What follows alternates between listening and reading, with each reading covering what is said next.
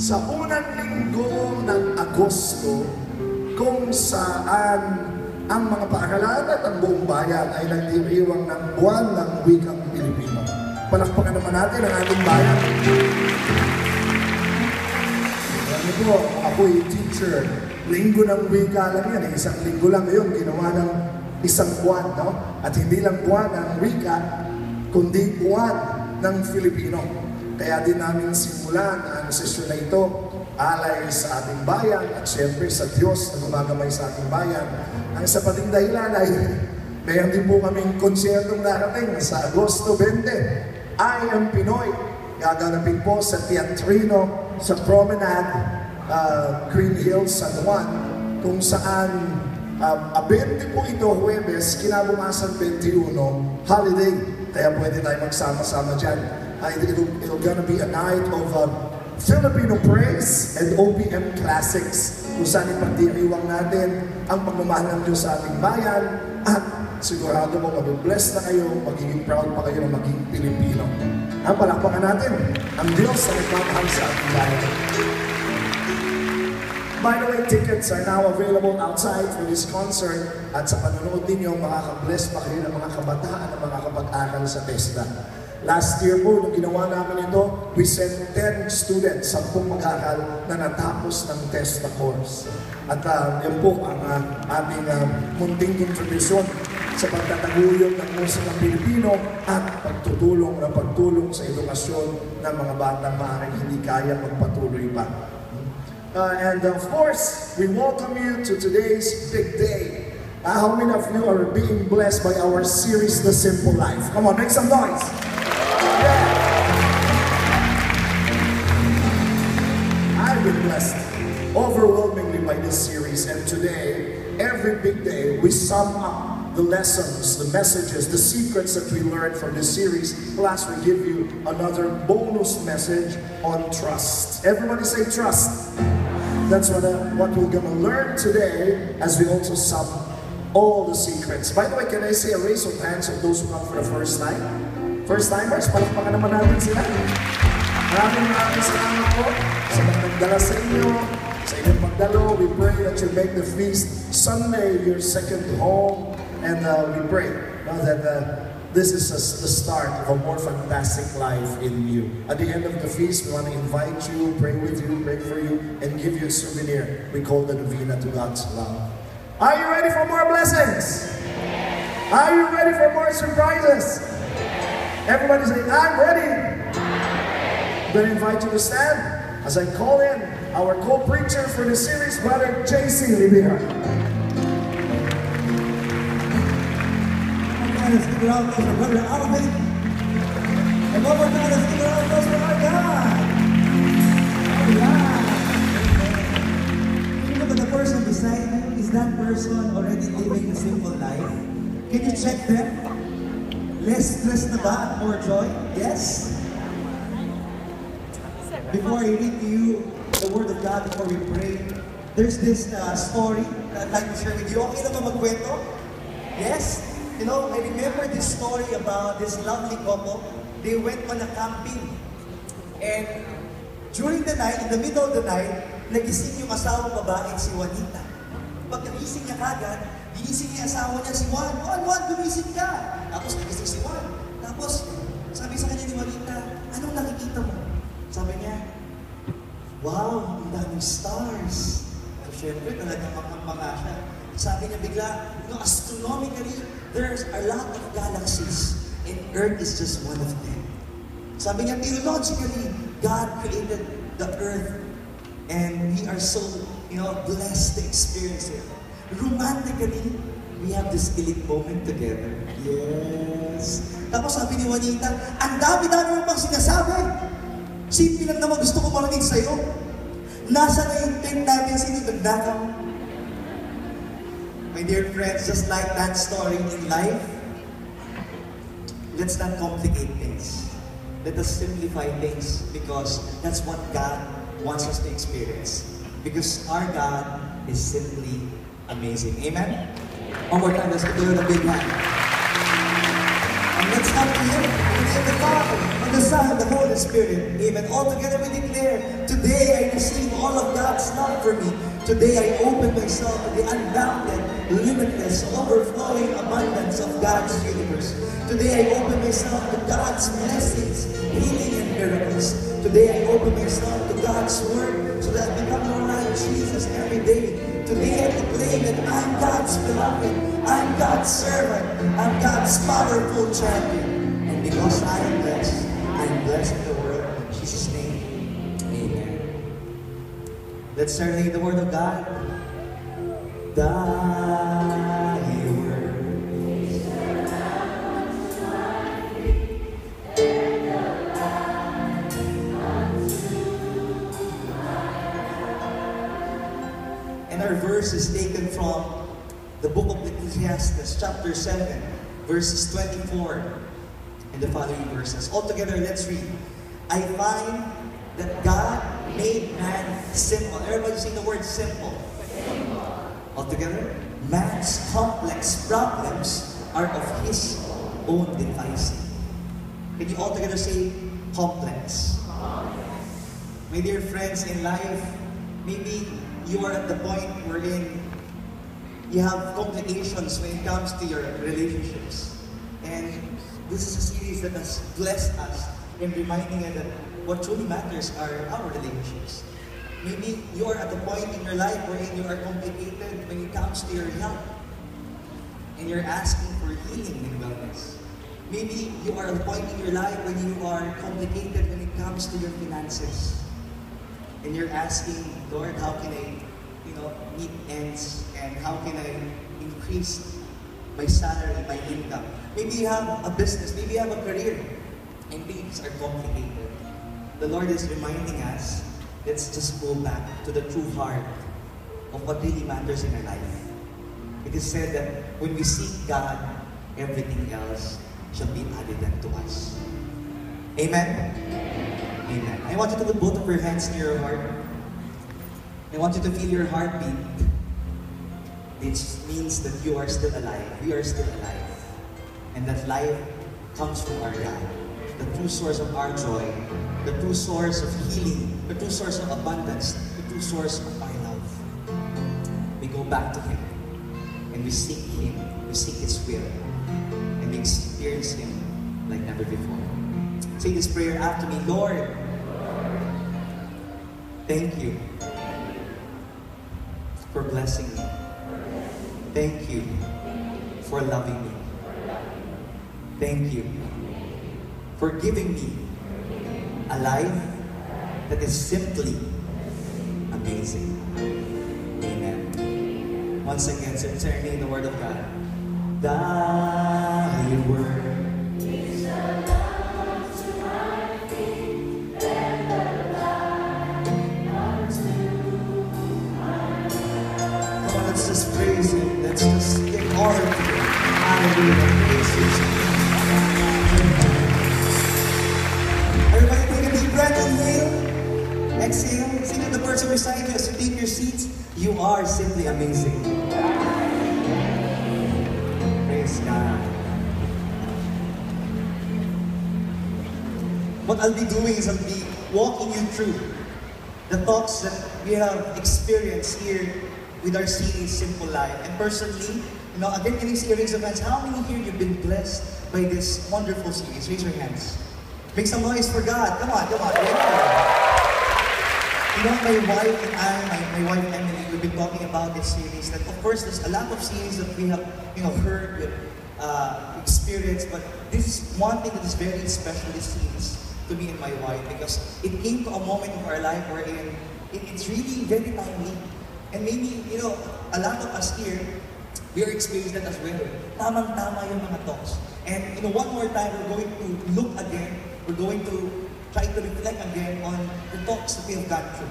And there's a bonus, because later on, Brother Alvin will be coming back to give you one final thing for us to live a simple life. Yes? So say to the person beside you, be ready to be blessed.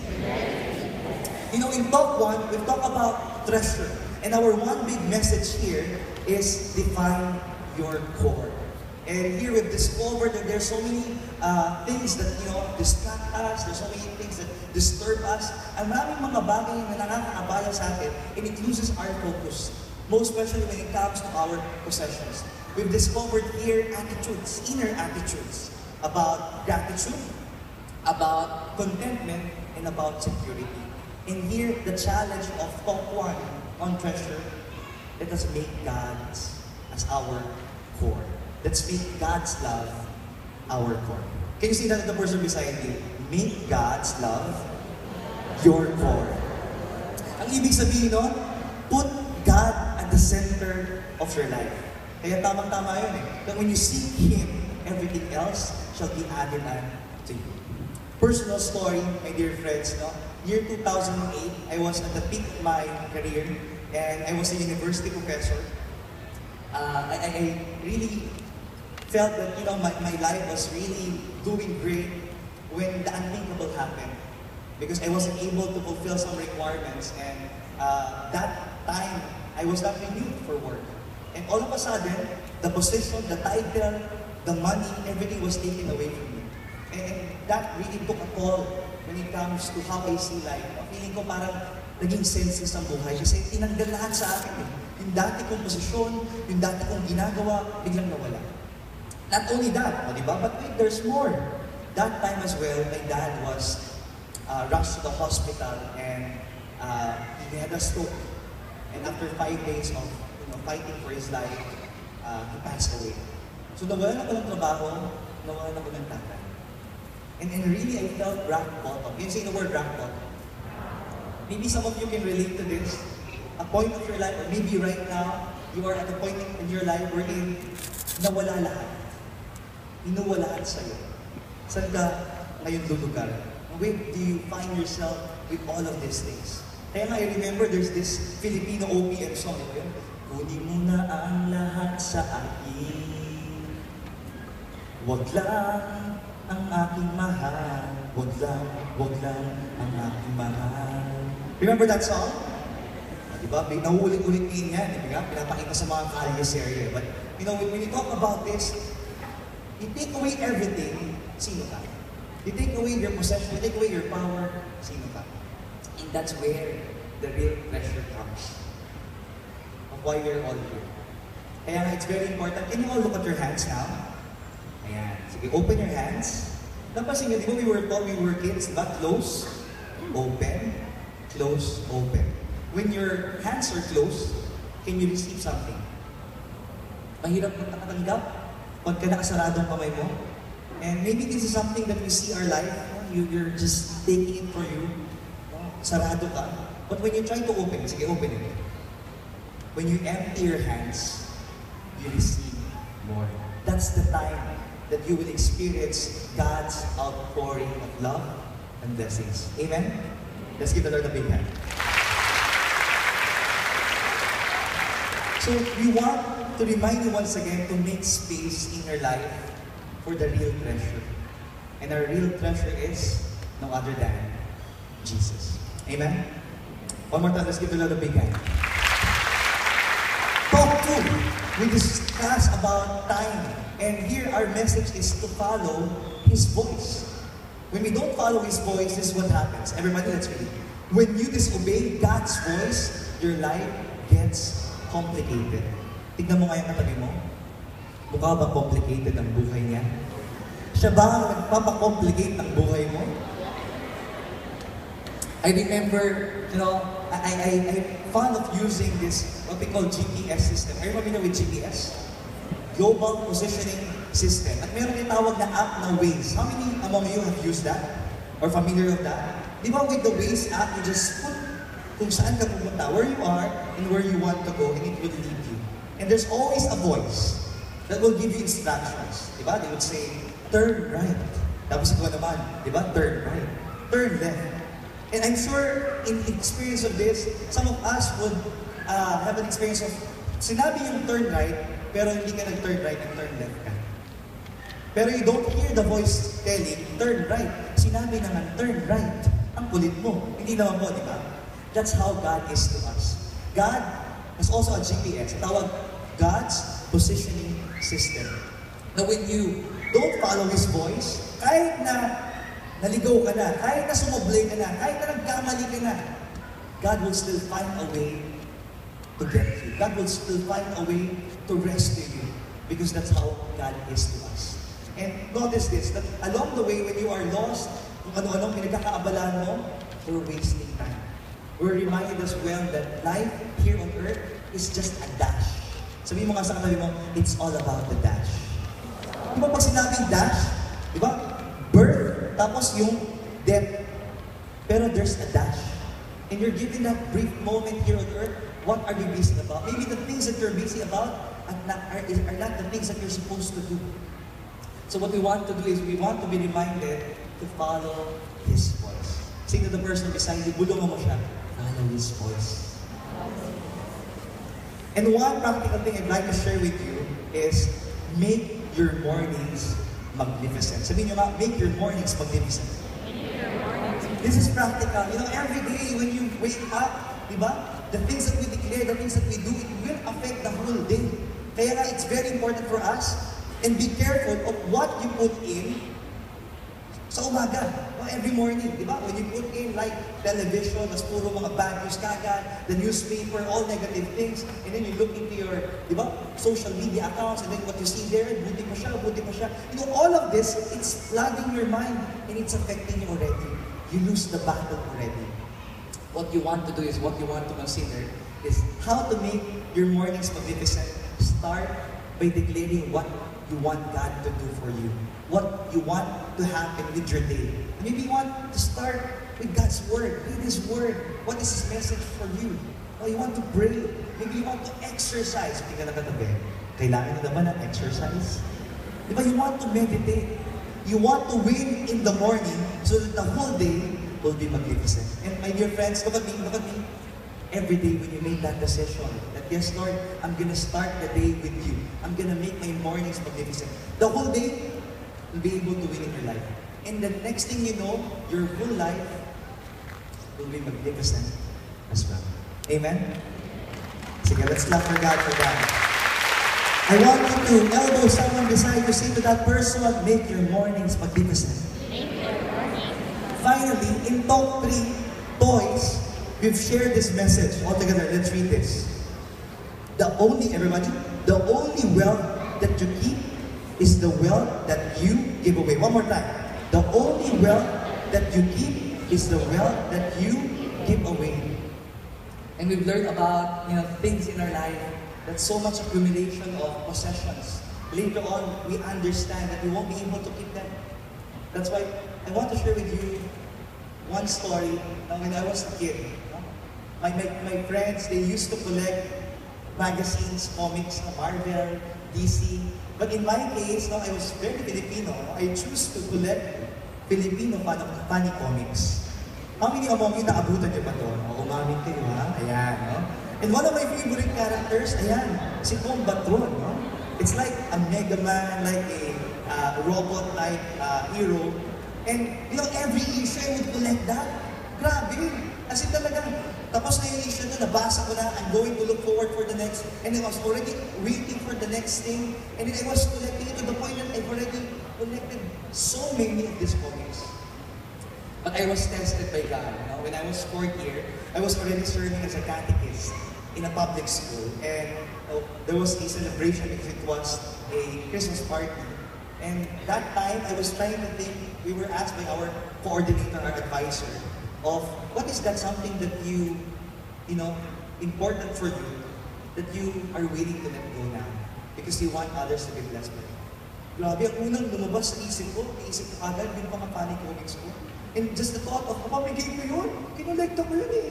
Bawat issue, makalaga sa akin yun. But you know what, when I was thinking of how this will bless the kids during that outreach, God, spoke to me and God told me, let go, and let others be blessed by it. And true enough, that day came, I brought all my funny comics kasi wala akong tinira. Pinamigay ko dun sa mga bata, and then, when I saw the smiles of the kids, that gave me peace. That it was the right decision to give away my collections. And because of this, now, they are blessed by it. My dear friends, what are your collections? What are your toys? Maybe now is the time for you to let go and allow God to use it so that it can bless more people. Amen? Say to the person beside you, let go. So yung sa kanya, let God. Finally, friends, in this series, The Simple Life, we are challenging you, we're inviting you to experience God in the simple life. Experience God like never before in the simple life. And when you try to look at it, kahit na marami mga problema, kahit na mga bagay na uncertain, life is simply amazing. Ask me why. Ask me why. Come on, ask me why. Life is simply amazing because our God is simply amazing and our God is with us. Amen? One more time, let's give another big hand. And we call back on stage, Brother Alvin Barcelona. Brother JC, thank you, brother. Welcome again to our big day where we just heard a summary of the simple life secrets that we learned. We learned how to define our treasure. We learned to give time for our relationships. And we learned what our possessions truly are and what they mean to us. And today, I'll give you one last important secret to live the simple life. Are you ready? But before that, I'm gonna, in a way, also review everyone on the things that we learned on what simplicity is not, so that we qualify things. Bago ko ibigay yung last important message. Natutunan natin sa 3 linggo na ang simplicity ay hindi ganito. no? Because there are some wrong notions about simplicity. Simplicity is not being poor. Kasi, akala ng iba, kamusta ka pare? Ito, walang pera, simple lang kasi ako eh. Diba? Katunayan, mahal na mahal ko ang ating bayan, mahal ko ang pagiging Pilipino. No? Pero meron din talaga tayong mga kaugalian na dapat pag-isipan natin. For example, sa Pilipinas, sa mga telenovela na lamang, sa mga napapanood natin, tignan nyo, may romanticize ang poverty. Parang pag mahirap, mabait, pag mayaman, masama. Gets nyo? Yung mga bida, yung mga api, yung pag inaapi ka dahil mahirap ka, yun ang parang maganda. Tapos pag yumaman ka, ikaw yung mapang-api.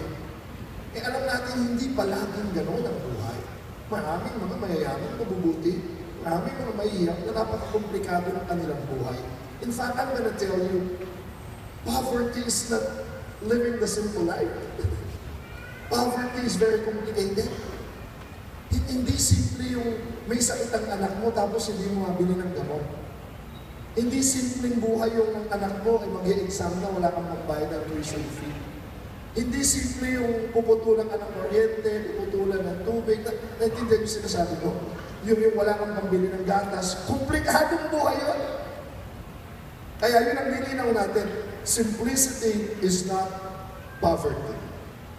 Simplicity is being ready for God's abundance and opening up to God's abundance. In fact, I continue. Number 2, simplicity is not depriving yourself of life's joys and pleasures. Hindi ng notion ng iba, no? Na mas malungkot ka, mas simple ka. Kamusta ka?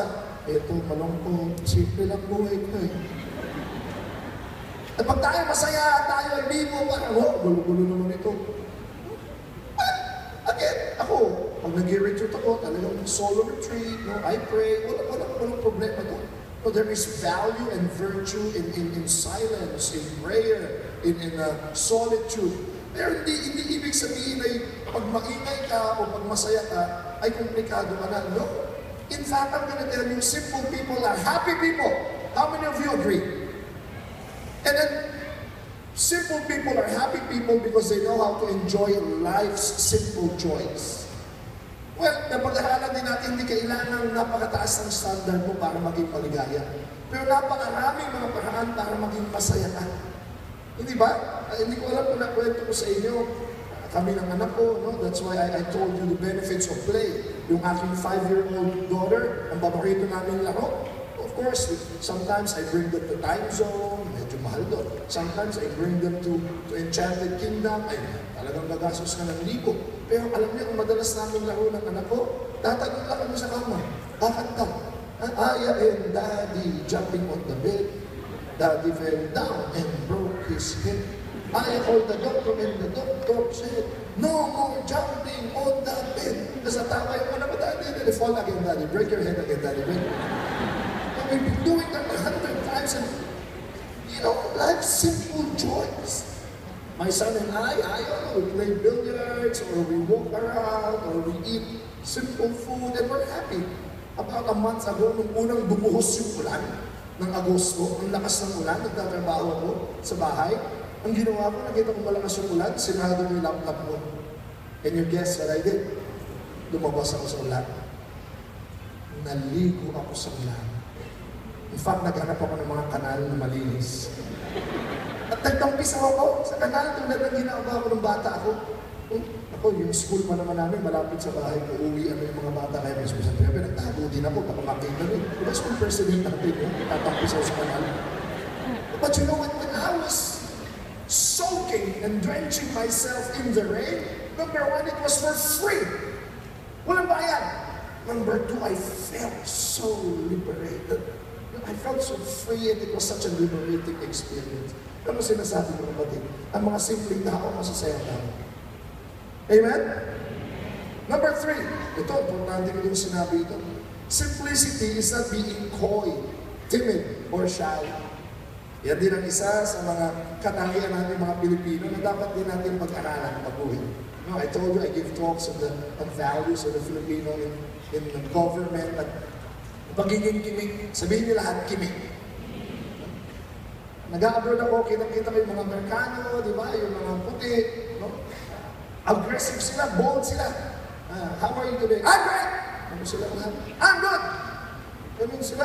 How about you? How are you? Pag Pinoy yan, I'm fine, thank you. Okay naman yun, kasi mga humble tayo, ganun ganyan. Kaya lang yun ang sumusoka yung ating humility, nagiging false humility na. Diba? O, tingnan nyo. Uy, bakit? Kamusta? Ikaw, pasyon ka? Kain ka, kain ka.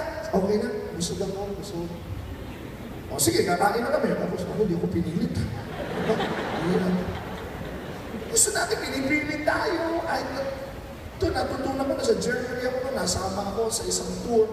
Dahil natuwa sa ginawa ko, I think I gave a talk or I performed. Binigyan ako ng isang resident na doon ng cap. Binibigyan niya ako ng cap. Baseball cap. Sabi niya, oh, ang galing mo, bakit? Sa'yo na to.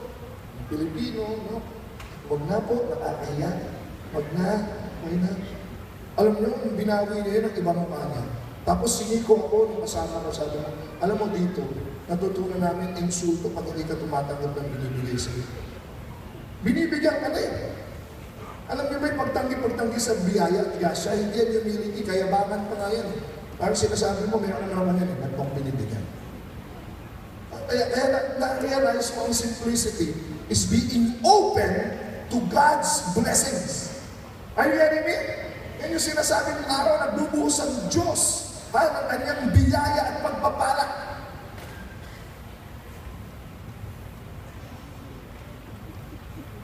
So, wala ko isang daan, mamimigay sa akin. Pero naniniwala ba kayong araw-araw, ha? Gustong magbigay ng Diyos ng biyaya sa atin, binubuhusan niya tayo ng biyaya. Naniniwala kayo nun? Pero yung iba, ha? Papakita ko sana kung may, walang kalimbawa lang, ha? Para lang makita niyo yung mundo. 20 lang po muna. Naniniwala ba kayo na gusto ni Lord bigyan ng 20 kayo? 20 lang ito, pero kahit paano, dagdagin. 20. Naniniwala kayo? Hindi kayo naniniwala. Naniniwala kayo? Merong pwedeng tumanggap ng 20 ito? Dahil hindi kayo naniniwala. Naniniwala kayo? Talaga? 20? Naniniwala kayo? Naniniwala ka? Naniniwala ka? Yun, nasa kanya. Ayan.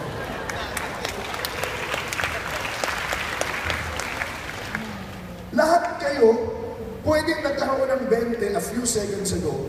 Pero yung iba, naniwala lang pero hindi talaga kumilos. Bakit? Maniwala ang bigay. Gimmick niya, ibigay ko yun. O kaya yung iba, ibibigay niya, kaya na makapag tumayo kung sabihin, wala akong pera. Pero yung talagang tatayo, kukunin, yun! Yun ang, open to God's blessings. O isa pa, naniniwala ka, bigyan ka 500. Kaya mo na alam nila, hindi mo. Ganyan ang Diyos araw-araw. Magbubuhos siya ng grasya, ng biyaya. Yung iba, maniwala ang bigay ni Lord. Ay, getting me? O iba naman, ay nakakaya. Kaya yung tumatanggap, yung nakabukas. Yes, Lord! Yes, Lord! Sa akin yun ang simple. He's simply desperate and dependent on God's blessings. Amen? Come on, let's clap our hands to the Lord. Number 4. Last week ko lang ata sinabi ko, simplicity is not being naive. It's not being mindless or foolish. Akala naman ng iba, ang simple ay pagiging mangmang at walang alam. Anong sagot dito? Baka, pag sa klase. Anong sagot dito? Hindi ko alam naman. Simple lang po kasi akong tao. Hindi Sabi ko nung isang talk natin, mababaw ang kaligayahan ko. Iniiyakan mo nga yung inihaw na bangos, di ba? Mababaw ang kaligayahan ko. Pero hindi ako mababaw na tao. Are you getting me? Sorry, gaya ba ko konti, but I can engage you in philosophy. We can talk about Plato, Socrates, up to Descartes, and Nietzsche. I taught literature. I can engage you in the classics. From Francis Bacon to Christopher Marlowe to Tennyson to Shelley. I'm into politics as well. We can discuss political matters and And of course, I'm a preacher. I can discuss with you the Bible. I can discuss with you theology of St. Thomas or St. Ignatius. I can discuss with you these things. Pero hindi ko ibig sabihin na ako'y marami ng alam. Ay hindi na ako tatawa sa mga minions. Kapag sila tapos sasabihin ko, babaw niyo. Matalino ako, hindi na ako natatawa dyan. Ay, hindi. Sinabi natin yung mga matatalino nga, yun ang may sense of humor. Kung kilala niyo buhay ni Albert Einstein, ay grabe, sense of humor, napakatalino. Bakit? Ang mga simpleng tao are actually intelligent people. Because being simple is not easy. It requires intelligent choices and careful decisions in life. Do you believe me? In fact, yung mga pawardi-wardi lang ang mga desisyon sa buhay, yun na nagiging komplikado ang buhay nila bandang dulo. Sa finances, sa pamilya, ay yan yun ang simpleng tao, plano siya. Bakit? Pag nilatag na niya lahat, lalong pagaan ng pagaan ang kanyang buhay. Tama? Number 4. And number 5, lastly, simplicity is not laziness or responsibility. Babae ka pa sa ngayon, eto, tambay, walang trabaho, simple lang. Ay, hindi. Kaugnay lahat dyan. Hindi ibig sabihin wala kang ginagawa. Simple ka. Hindi. In fact, working hard, saving, and investing for the future, that's leading to a simple life. Yung magtrabaho ka na ngayon, tapos nagtatabi ka para sa kinabukasan, mas magiging simple ang future ng iyong pamilya, matatag. Are you getting me? Ngayon ka magtamad-tamad, ngayon ka pa, patambay-tambay, tignan mo, tapos may pamilya ka, pakomplikado ng pakomplikado yan. Lalaki mga anak mo, namumblema ka. Pati relasyon ng asawa, mamumblema ka. So again, simplicity is hard work. It's not laziness, it's not being foolish, it's not being coy or timid, it's not being a KJ, because we learn throughout the series that the simple life is an attitude. Everybody say inner attitude. It's not just a set of things to do, but simplicity is up here, in here, and throughout every fiber of your being. Amen? Tingnan mo ngayon kanabi mo at sabihin mo sa kanya, simple ka nga lang talaga. Let's clap our hands together.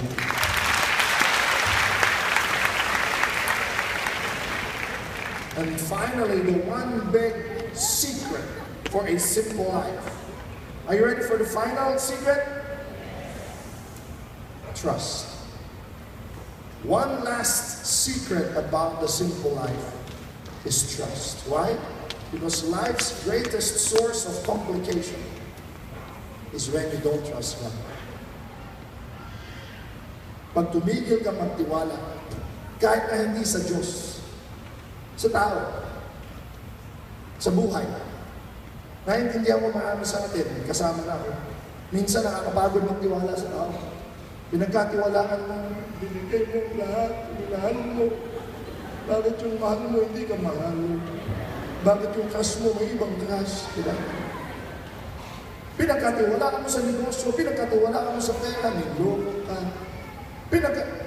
Minsan nakakapagod na magtiwala. Ayoko na magtiwala. Ay kapatid, tingnan niyo ako ha. Hindi totoo yun. Hindi totoo, hindi ka na nagtitiwala. Simula paggising mo hanggang pagtulog mo, ang buhay mo umiikot sa tiwala. Puminto ka magtiwala, hindi ka na mabubuhay. Cases in point. Yung kinaya mo. Lalo na kung kayo na malengke. Tingnan nyo, minsan nagtatanong pa tayo, bibili tayo ng tahong. Masabihin natin, may red tide po ba ito? Alam mo sabihin ng tindera, oo meron, bumibili. Tatanong ba tayo? Yung karne, tatanong natin, baka may food and mouth disease ito ha. O kaya yung durian candy, baka ma-food poison ako nito ha. Siyempre sasagot yung mga binibentahan mo, wala po. Bagong deliver po yan. Tama? Sa salita nilang yun, titiwala ka. Titiwala ka, tindera. Bibilin mo yun, iuwi mo, iluluto mo, ipakakain mo sa pamilya mo. Di ba nagtiwala ka? The word. Nandun sa nagbenta sa iyo ng pagkain. Buti ka kung ikaw pa nagluto niya, baka pinaluto mo pa sa iyong cook o sa iyong kasambahay. Pinagkatiwalaan mo naman yan. Malay mo kung ano mang pinaghahalo niya doon sa pagluluto niya. Pero hindi. Binigayan ng isang taong maaaring hindi nyo tunay at totoong lubusang kilala. Niluto ng hindi ikaw. Pagkatapos, kinain mo. Pinakain mo sa mga anak. Ano tawag mo? Tiwala.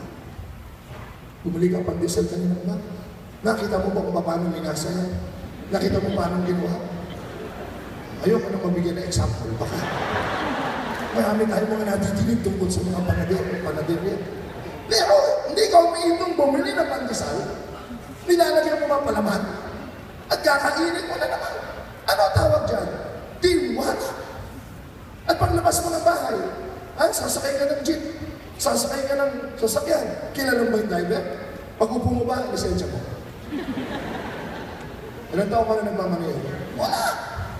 Sasakay ka doon, inahabilin mo buhay mo doon sa driver yun. Hindi mo nga alam kung pwedeng may mangyari, pwedeng kidnapping kayo doon, hold upin kayo doon. No. You totally trust the person you don't even know. Lalo na kung sumakay ka ng barko. Lalo na kung sumakay ka ng aeroplano. Ako ilang beses ako sumasakay ng aeroplano. Tinitignan ko ba yung lisensya ng piloto? Tapos ba ng aviation ng piloto? Tingnan ko, wala. We simply go inside the ship or pasok ka ng aeroplano with all trust that the pilot knows what he's doing. Tama? Ay buong buhay natin mga kapatid ay umiikot sa tiwala, hindi mo lang alam. O ngayon lang, andito kayong lahat. Tama? Andito kayo. Tignan nyo nga, check nyo, andito nga kayo. Tanong, sino na yun sa bahay? Kasambahay na. Mo na, doon lahat ng mga gamit mo. Pinagkatiwala mo sa kanya. Mag-isip-isip ka na ngayon. I-text mo ngayon. Kaya tignan nyo, ngayon kung walang tao sa bahay nyo, nilak nyo, tiwala pa kayo. Walang nagbabantay sa bahay mo. Kung nagtitiwala ka na, dito ka, kakain ka, makikinig ka, yung bahay mo sa babantay, Our life revolves around trust. You stop trusting. Ay, hindi, wala akong tiwala sa tao, kaya dito lang sa bahay. Kahit sa bahay ka lang, nagtitiwala ka sa bahay mo. Malay mo, kung hindi, biglang magbuho. Di ba? Biglang bumagsak yung bubong. Hindi. Tutulog ka ang buong pagtitiwala. Andi dito kayo ngayon. You come inside, sit down comfortably here at Aliw Theater. Sino sa inyo ang pagpasok? Itong Aliw Theater, mga 2002 pa daw ginawa ito. So, more than 10 years na yung mga inuupuan nyo. At sino-sino na mga umupo dyan? Pero sino sa inyo yung pumasok dito, chinek muna kung, ibay ba ito? Baka bumagsak ako dito Subukan ko muna, dito lang. Ay, pwede. Okay. No one of you did that. Simple, pagpasok niyo dito, diretso kayo, umupo kayo, binigay niyo yung buong weight niyo, trusting that that chair is firm and okay. Are you getting me? Uulitin ko sa inyo mga kapatid, ang buong buhay natin umiikot sa tiwala. Ito ang tanong ko sa inyo. Nagtitiwala nga tayo sa mga panader, sa mga nasa palengke. Nagtitiwala nga tayo sa mga driver, sa mga piloto, na hindi natin kilala. Nagtitiwala nga tayo sa mga gumawa nito na hindi naman natin kilala, na hindi man natin na-meet. Sa Diyos na kaya na may gawa ng lahat ng ito, na alam niya ang kanyang ginagawa, alam niya ang pwede ng ating buhay, alam niya kung saan tayo pupunta, alam niya ang ating kinabukasan. Are you getting me? The only way to simplify your life is to have a deep trust that God loves you. And God is in control. Look at what He says in Matthew. Look at the birds. Oh, I love this. They don't worry about what to eat. They don't need to sow or reap or store up food. For your heavenly Father feeds them. And you are far more valuable to Him than they are. Will all your worries add a little? Add a single moment to your life? And if God cares so wonderfully for the flowers that are here today and gone tomorrow, won't He more surely care for you, O men of little faith? Don't be anxious about tomorrow. God will take care of your tomorrow. Live one day at a time. May sakit ako. Nanood lang ako ng mga ibon sa ibabaw ng puno. Tapos nilalagaan ako ng asawa ko, sabi niya, tingnan mo lang yung mga ibon. Hindi naman sila nagtatrabaho. Hindi naman sila ng mga negosyo. Hindi naman sila tatanim. Pero binubuhay sila ng Diyos. Ikaw pa kaya? Tayo pa kaya? Na mas mahalaga sa Diyos.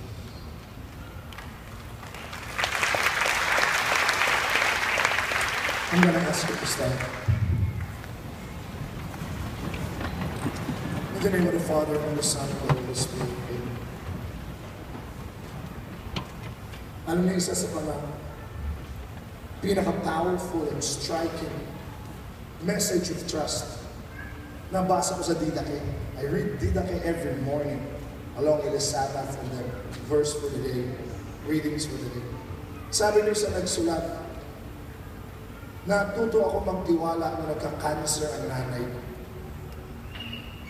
Una, nagtitiwala ako, magagalingan siya ng Diyos.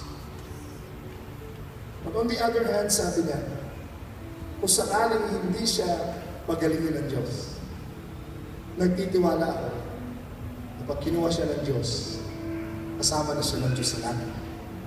Kaya sabi niya, wala siyang talo. Pag pinagaling ng Diyos yung nanay niya, praise God! Himala. Pag kinuha ng Diyos ang nanay niya, walang hanggang kapayapaan at kaligayahan sa kanya. Alam ko madaling sabihin nyo, pero hindi madaling tanggapin. Lalo na kung nanay mo yun. They're really now. Alam niyo, we can only do much. Alagaan ang ating sarili, alagaan ang ating mga mahal sa buhay, magtrabaho, magsumikap. Pero pagkatapos nun, beyond that, wala na tayong gagawa eh. Yan yung ipagpapas sa Diyos mong katagalan.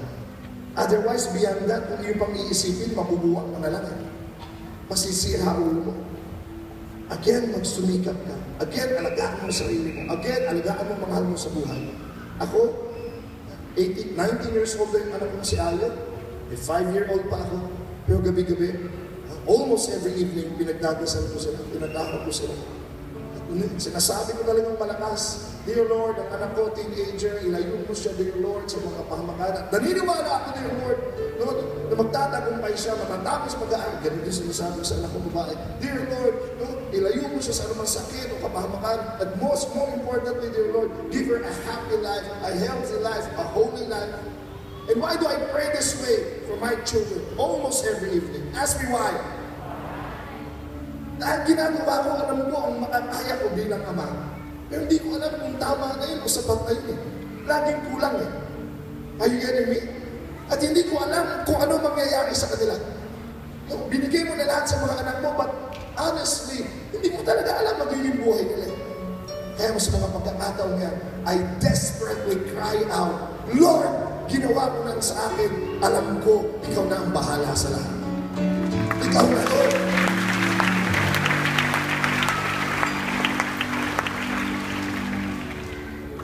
Kaya muli kong kwento sa inyo, mga minsan, may isang mama, nagdadala ng mabigat na sako. Dadali niya sa bayan. Mabigat, nakukuba na siya. May dumaang nagda-drive ng pick-up. Nakita yung may dala-dala. Naawa. Tumabi. Sabi niya, Brad, sakay ka na. Saan ka ba pumunta? Sa bayan mo eh. Bigat ng dala mo. Sakay ka na. Naramdaman niya, umakyat sa likod. Dahil open naman, pick-up. So, nagmaneho na siya papuntang bayan, masaya siya na meron siyang natulungan na pagkaan, napabilis ang kanyang. Pagdating sa bayan, naramdaman niya, bumaba na yung kanyang sinakay, bumaba na rin siya. Pagbaba niya, nakita niya yung sinakay niya, pagod na pagod. Sabi niya, bakit kapatid pagod ka pa rin? Hindi ba okay yung pagsakay mo? Sabi niya, hindi, salamat po, sinakay niya ako, napabilis yung pagpunta ko sa bayan, salamat po. Pero ba't pagod na pagod ka, pinagpapawisan ka ba? Sabi niya, ang bigat po kasi talaga eh. Sabi niya, anong ibig sabihin mabigat? Yung sako po na dala-dala ko. Bakit? Kasi bit-bit-bit ko po habang nakasakay ako sa likod eh. Bit-bit-bit-bit mo! Nung sinakay kita, sabi niya po, sumakay lang ako eh. Ano sinabi niya, ano bang gagawin?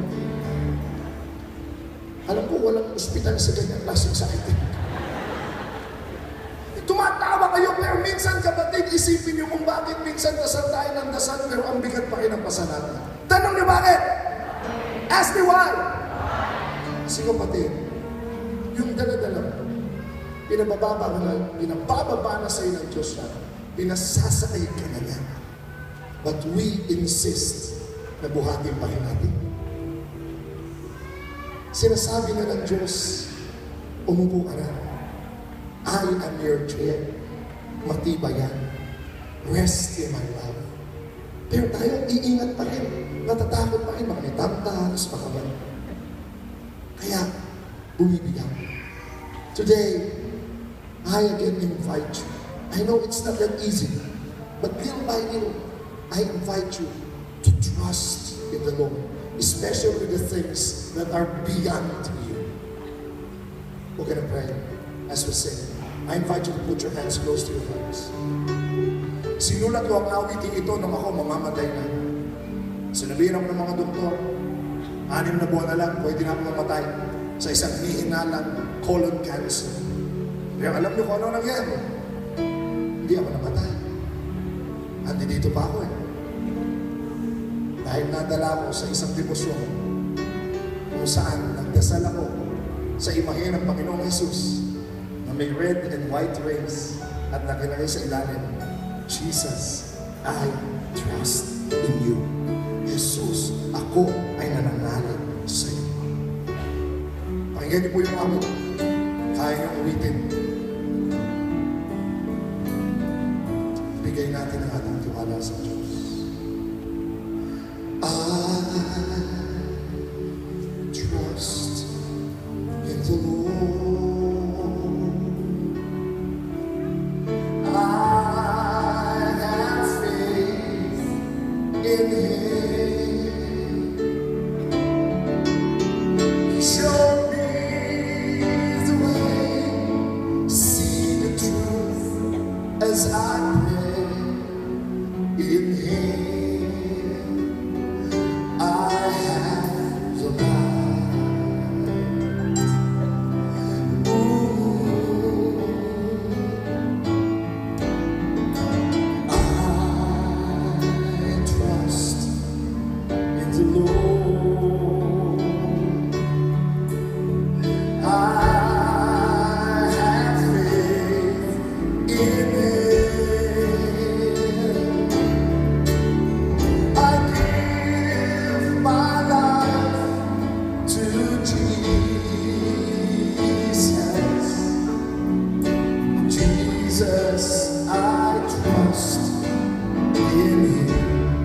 Believe, brothers and sisters, the peace of the Lord is upon us.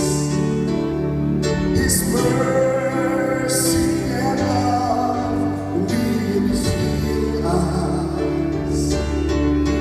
By your grace, oh Lord, you save us. To you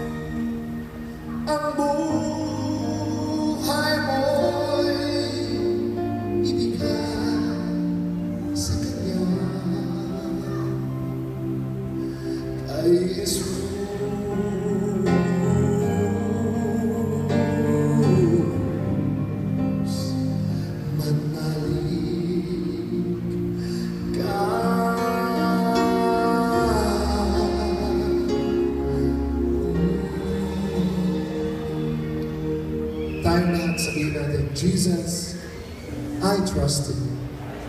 Jesus, ako ay nananalig sa iyo. Patuloy tayong manalig sa ating Diyos, sa ating papuri at pagsama-sama.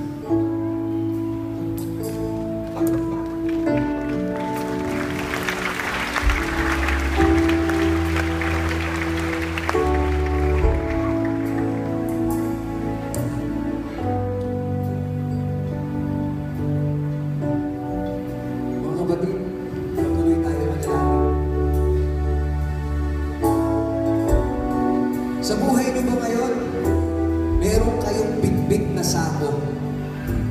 Meron ba? Sinasabi sa inyo ng Panginoon, sakay na. Pero hindi mo maibaba yung sako. Ano ba yung sako na bitbit mo ngayon? Is it about your financial life? Meron ba kayong kailangan bayaran na hindi mo mabayaran? Utang. Parang habang buhay niyo na bibitbitin. Is it about your relationships? Meron ba sa pamilya niyo ngayon na hindi niyo nakakausap ng maayos? Meron ba kayong kaibigan, kapitbahay, na ang inyong pakikipag-ugnayan ay puno ng sakit, paninira? Bitbit niyo ba yan ngayon? Tungkol ba ito sa kalusugan? Is someone in your family sick? Or are you? Are you sick?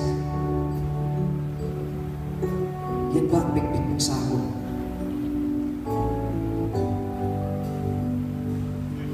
Is it about the wrong decision you've done in the past? Ang consequences, bitbit mo ngayon. Jesus wants to forgive you. Accept His forgiveness. Ano man ang bitbit mong sako ngayon, I'm asking you right now to just offer it to Jesus. Sabi niya, masyado ka nang nabibigatan sa dala mo. Akin na yan. And today, we give it to Jesus.